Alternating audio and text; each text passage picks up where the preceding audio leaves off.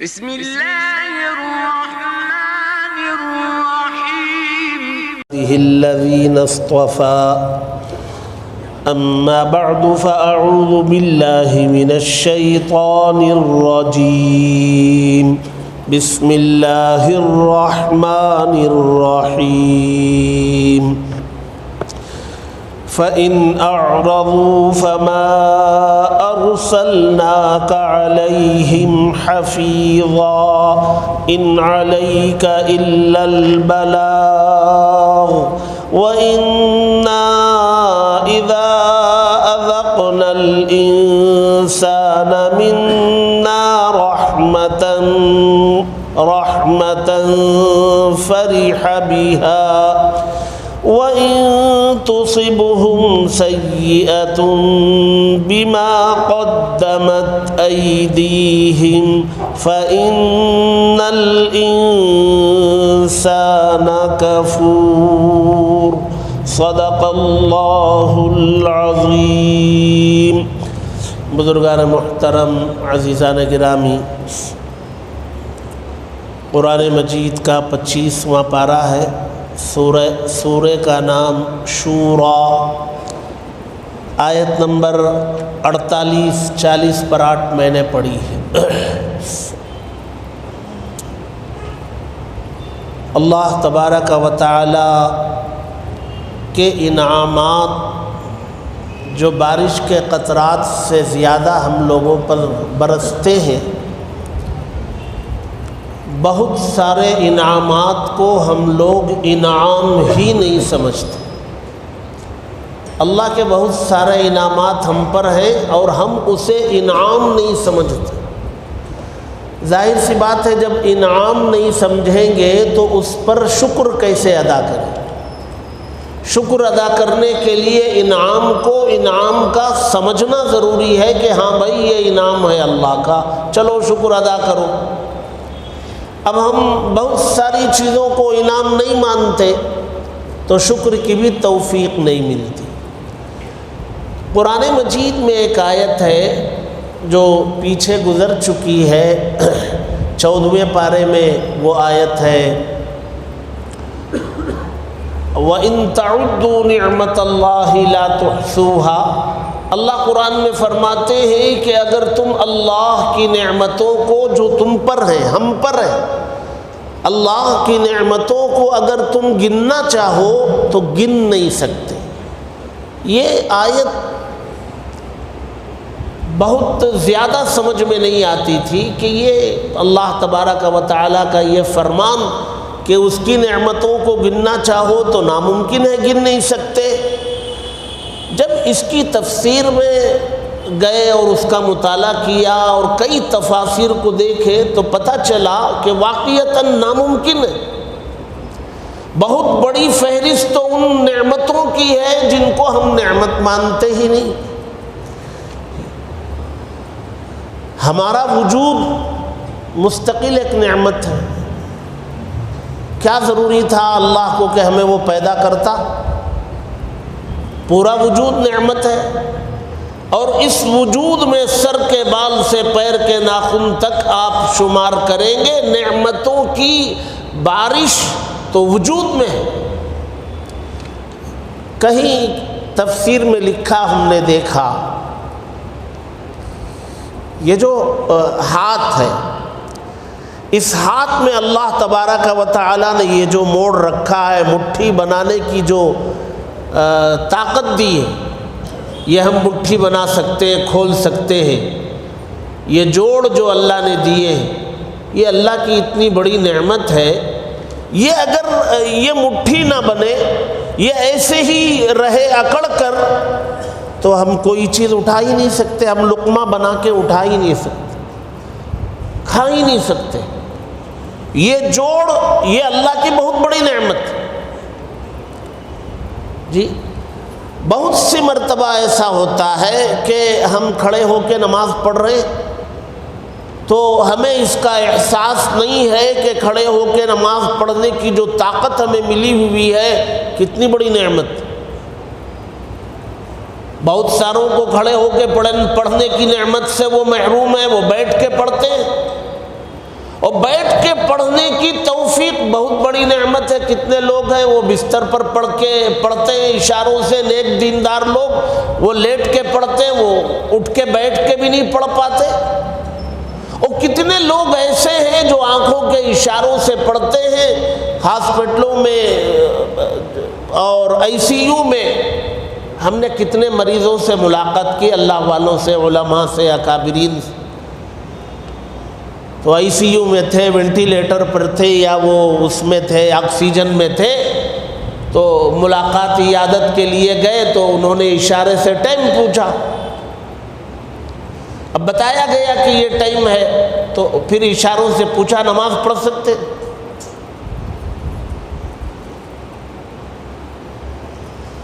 ہمیں کھڑے ہو کے نماز پڑھنے کی اللہ نے اس پوزیشن میں رکھا ہے، کھڑے ہو کے پڑھ سکتے ہیں. جو بیٹھ کے پڑھ رہے ہیں وہ بھی بہت بڑی نعمت ہے، اللہ نے بیٹھ کے پڑھنے کی پوزیشن میں رکھا ہے.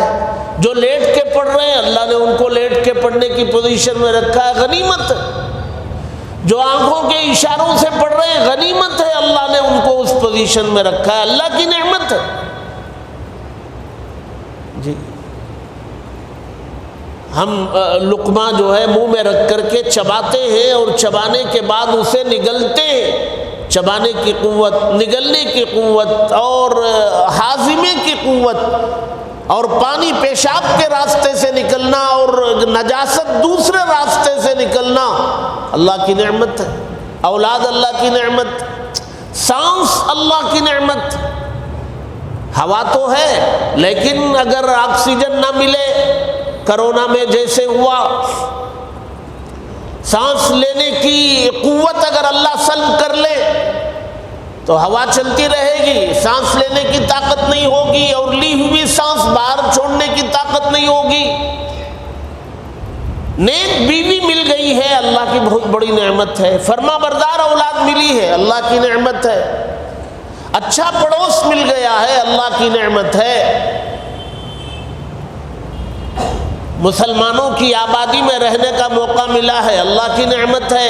اذان کی آواز سننے کو ملتی ہے، اللہ کی نعمت ہے. شاندار مسجد ملی ہے، اللہ کی نعمت ہے. ہم ساؤتھ افریقہ وغیرہ کے علاقوں کے بارے میں سنتے ہیں کہ وہاں گھاس پھوس کی مسجد ہوتی ہے، بچھانے کے لیے کوئی چیز ہوتی نہیں. وہ نترالو، پنڈالو، یہ ان کا کھانا ہوتا ہے. ہمیں اللہ شاندار کھلا رہا ہے. ملک کے اندر کتنی آبادیاں ایسی ہیں جو ان تمام نعمتوں سے محروم ہیں. اللہ تبارک و تعالیٰ کی یہ ساری نعمتیں اور بھی بے شمار نعمتیں ہیں. یہ لباس اتنا شاندار اللہ کی نعمت ہے. اتنے اچھے انداز سے سلوانا اور سینے والوں کا موجود ہونا اور ان کا سی کر کے دینا، ہم اپنے بدن پر اس کو پہن لینا اور پہن لینے کے بعد دیکھنے والوں کو اچھا لگنا، اللہ کی نعمت. سر میں بال کا ہونا اللہ کی نعمت ہے. آپ کتنی نعمتوں کو گنیں گے، گن نہیں سکتے. اور اللہ نے قرآن میں فرمایا وَإِن تَعُدُّوا نِعْمَةَ اللَّهِ لَا تُحْصُوهَا. اللہ کی نعمتوں کو گننا چاہو ناممکن ہے، گن نہیں سکتے. جب گن نہیں سکتے تو اللہ کا شکر بھی ادا نہیں کر سکتے. ہمیشہ ہم ساری زندگی شکر میں گزاریں، اللہ کا شکر ادا ہو ہی نہیں سکتا.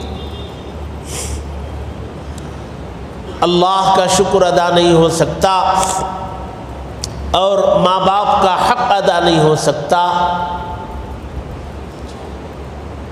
ماں باپ کا حق ادا نہیں کیا جا سکتا دنیا میں، بس وہ مقروض ہی رہیں گے ہمیشہ. اولاد مقروض اور قرض کی حالت ہی میں دنیا سے جانا پڑے گا. ماں باپ کا حق ادا نہیں کیا جا سکتا. یہاں جو آیت میں نے پڑھی ہے اس میں اللہ تبارک و تعالی فرماتے ہیں وَإِنَّا إِذَا أَذَقْنَا الْإِنسَانَ مِنَّا رَحْمَةً فَرِحَ بِهَا.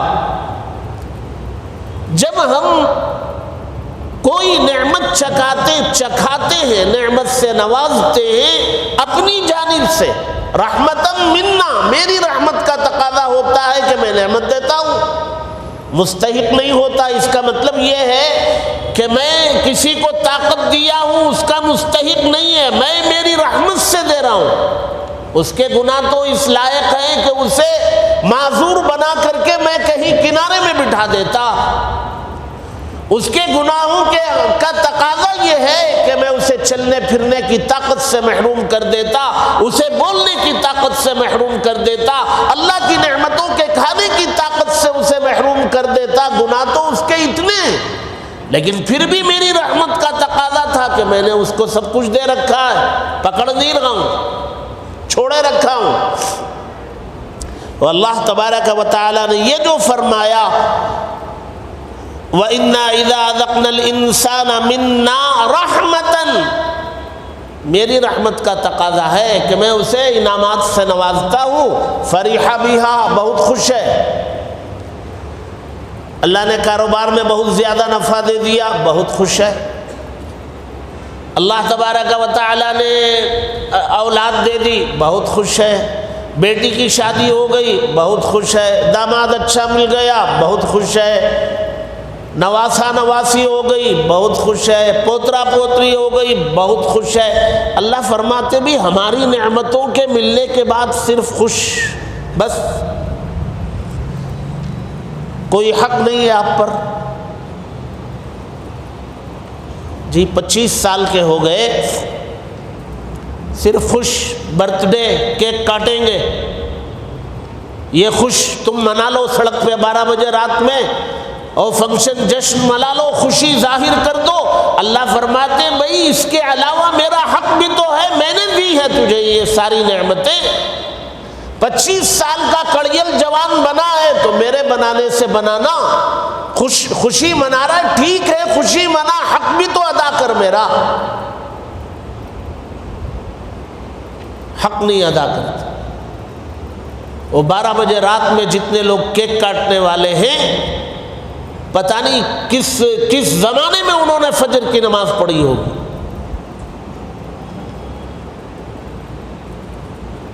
اللہ تبارک و تعالی فرماتے ہیں کہ بھی میں نے اپنی رحمت سے اسے کچھ دیا تو خوشیاں منا رہا ہے۔ جی بیٹی کی شادی ہو رہی ہے، جی پوری بلڈنگ سجا لیا ہے، اور سیریل سیٹ سے پوری بلڈنگ اوپر سے نیچے تک 5 درجے کی بلڈنگ، پورا سیریل سیٹ چاروں طرف سے لگا ہے۔ معلوم ہوا کہ کرنٹ چوری کا لیا ہے۔ جی اللہ فرماتے ہماری نعمتوں کا فائدہ اور ہمارا حق نہیں ادا کرتا۔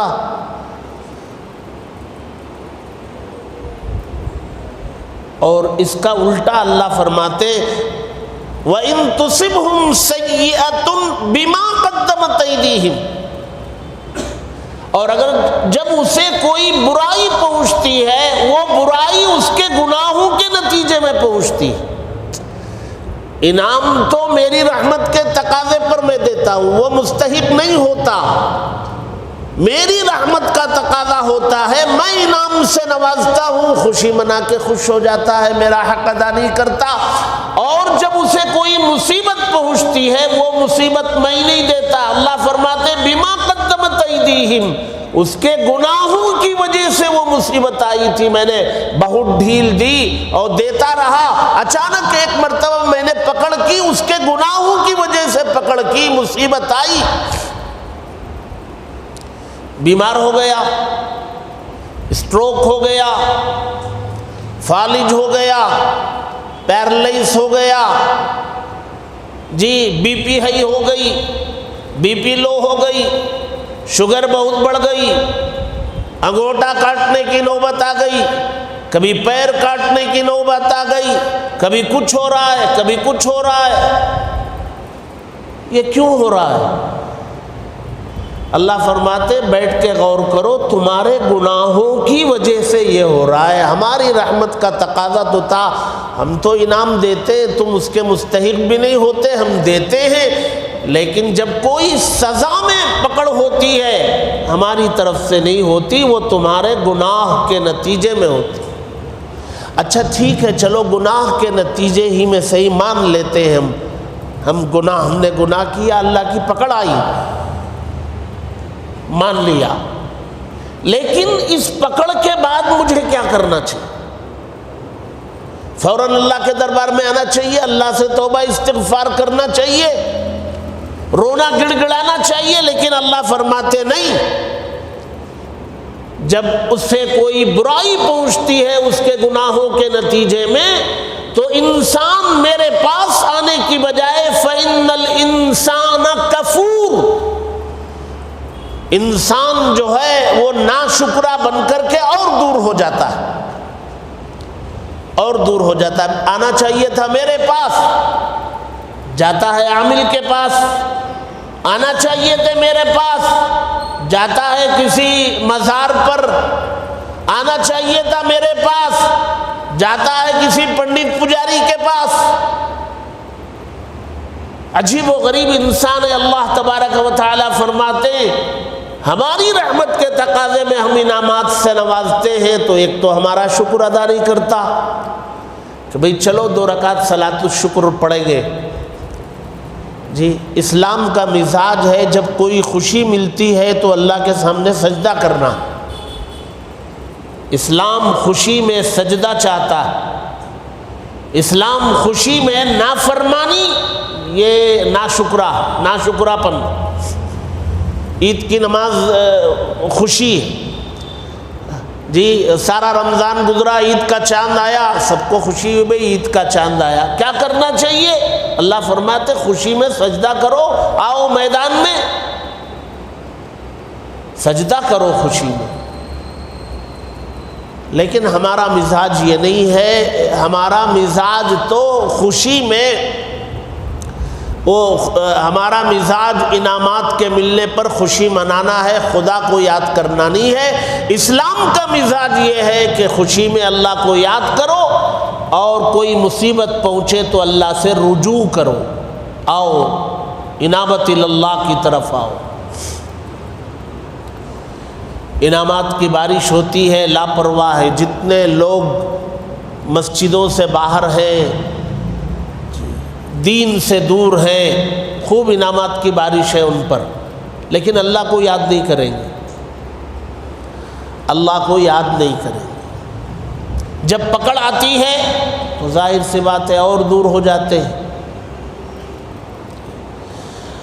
اللہ تبارک و تعالی فرماتے ہیں وَإِذَا أَنْعَمْنَا عَلَى الْإِنسَانِ أَعْرَضَ، انعامات کی بارش کرتے ہیں تو اعرض وَنَأَى بِجَانِبِهِ، ہم سے منہ موڑ لیتا ہے، پیٹھ دکھا کے چلا جاتا ہے۔ کتنے لوگ ہیں وہ مسجد میں آتے ہیں اور استنجا کرتے، منہ دھوتے، وضو نہیں کرتے، استنجا کرتے، منہ دھوتے ہیں، مسجد سے باہر چلے جاتے ہیں۔ ہم نے کتنے لوگوں کو دیکھا، سال بھر دیکھتے رہتے، صبح 7 بجے وہ آتے، ضرورت پوری کرتے، منہ دھو کے نکل کے چلے جاتے، فجر پڑھی نہیں اور قضا پڑھنا چاہیے تھا، مسجد میں آنے کے باوجود توفیق نہیں ہے۔ تو اللہ تبارک و تعالی فرماتے ہیں کہ انعامات میں خدا کو یاد کرنے والا بندہ بہت پسند ہے۔ جو انعامات میں اللہ کو یاد کرنے والا ہوتا ہے نا، جب مصیبت میں وہ پکارتا ہے تو ایک آواز پر آسمان سے لبیک کہی جاتی ہے۔ یہ بات پھر دہراتا ہوں، اچھی طریقے سے سمجھیے۔ جو انعامات حالت انعام میں اللہ کو یاد کرنے والا ہوتا ہے، مصیبت کے وقت جب وہ پکارتا ہے، ایک پکار پر آسمان سے جواب ملتا ہے۔ اور جو انعامات کے دور میں اللہ کو یاد نہیں کرتا، وہ مصیبت کے دور میں پکارتا رہتا ہے، کوئی جواب نہیں ملتا۔ یہ کہاں سے پتہ چلتا ہے؟ اللہ کے نبی صلی اللہ علیہ وسلم نے حدیث میں فرمایا، ہمیشہ اللہ کو پکارنے والا، دعا کرنے والا جب مصیبت میں پکارتا ہے تو فرشتے کہتے ہیں بھائی یہ جانی پہچانی آواز ہے، رونے کی آواز ہے، پریشانی کی آواز ہے، یہ تو ہم سنتے رہتے ہیں آواز، چلو دیکھیں کون ہے۔ بار بار پکارتے ہیں نا تو ہماری آواز سے ان کو انسیت ہو جاتی ہے، جب پکارتے ہیں وہ چلا آتا ہے، چلے آتے اللہ کی طرف سے۔ اور جو انعامات کے دور میں پکارتا نہیں، مصیبت میں پکارتا ہے تو فرشتے کہتے ہیں یہ کون سی نئی آواز ہے، چھوڑو یار، کبھی آئی نہیں، آج ہی آئی، رہنے دو۔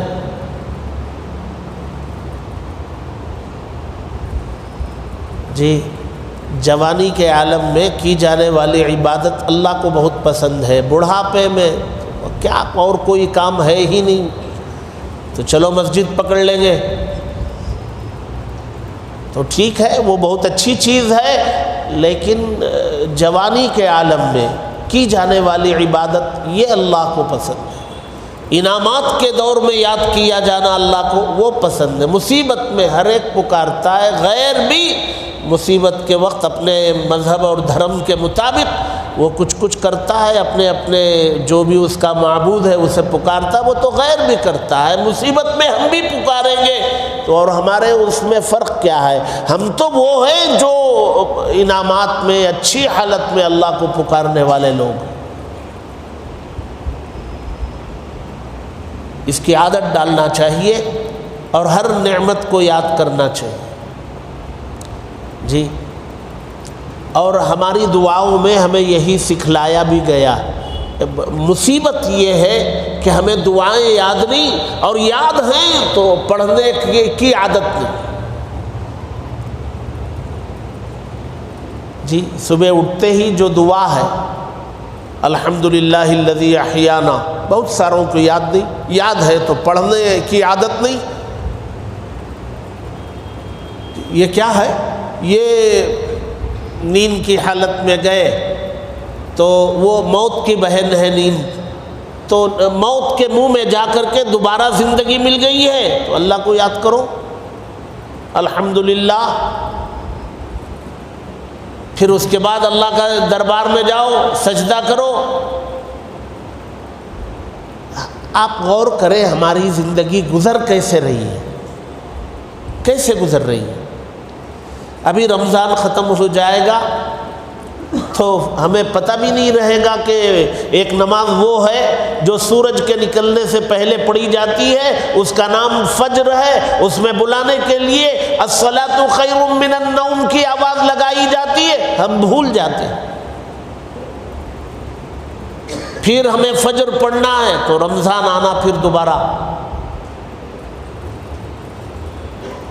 یہ اللہ کو پسند نہیں ہے۔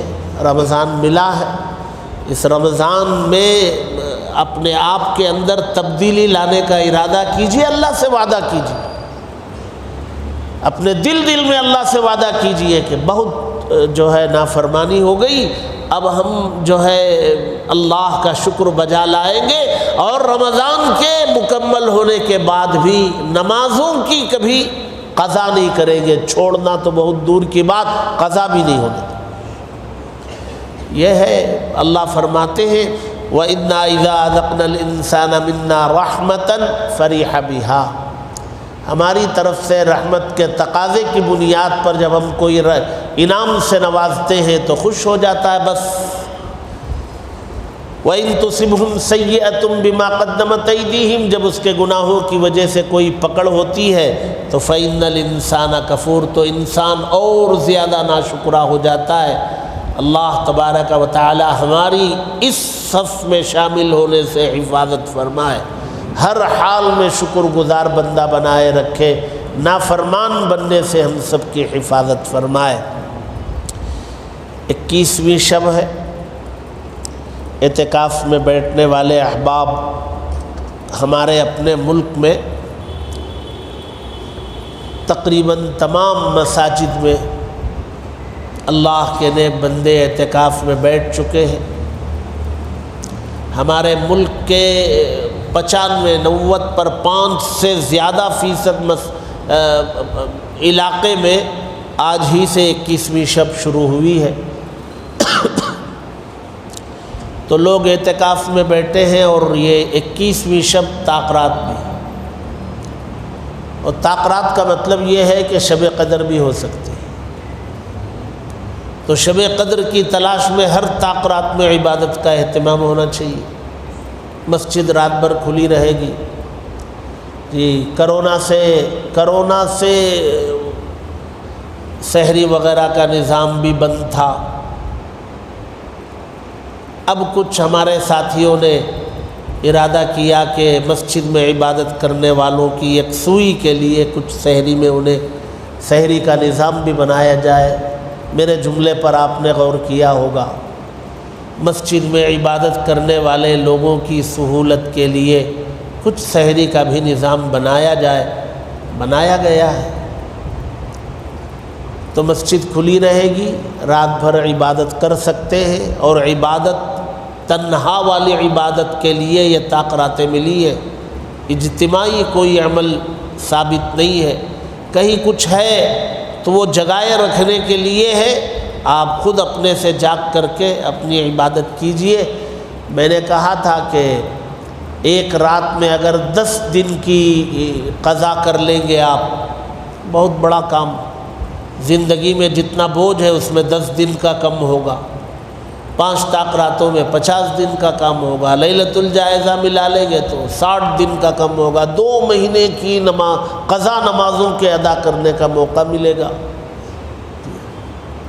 ایک رات میں 10 پارے کم از کم پڑھے، 6 راتوں میں 2 قرآن ہو جائے۔ نشانہ مقرر کریں اور مقرر کر کے عبادت میں گزارے۔ دعا فرمائے اللہ تبارک و تعالی تمام معتکفین کے اعتکاف کو قبول فرمائے، اور پورے ملک میں بیٹھے ہوئے لوگوں کے اعتکاف کی عبادت کے صدقے میں اللہ تبارک و تعالی پوری دنیا میں بالخصوص ہمارے اپنے ملک میں امن اور چین کی فضا قائم کرنے کا فیصلہ فرمائے۔ اللہ تبارک و تعالی عالمی خطے میں جو جنگ ہو رہی ہے اس کے بند کرنے کے، ختم ہونے کا فیصلہ فرمائے۔ ہمارے ملک میں کی جانے والی سازشوں کو ناکام فرمائے۔ ہمیں شب قدر کی عبادت ہم سب کے حق میں مقدر فرمائے۔